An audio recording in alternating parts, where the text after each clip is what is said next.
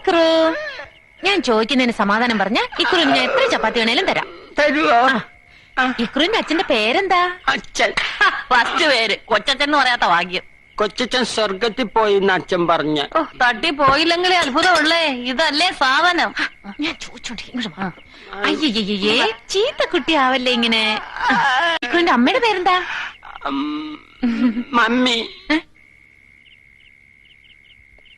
ഇക്രുവിന്റെ വീട് എവിടെയാ? അങ്ങ് ദൂരെയാ. ദൂരെന്ന് വെച്ചാ? സന്ദീപിന്റെ വീടിന്റെ അപ്പുറത്ത്. സന്ദീപിന്റെ വീട് എവിടെയാ? ലവല്ലിയുടെ വീടിന്റെ ഇപ്പുറത്ത്. അവിടെ പശുമ്പ ഉണ്ടല്ലോ, കുത്തുന്ന പശുമ്പ. ആന്റി കണ്ടിട്ടുണ്ടോ? ആന്റി കണ്ടിട്ടുണ്ട്.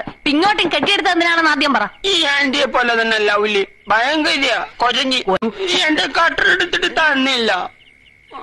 അതൊക്കെ പോട്ടെ, ഇക്രു എന്തിനാ ഇങ്ങോട്ട് വന്നേ?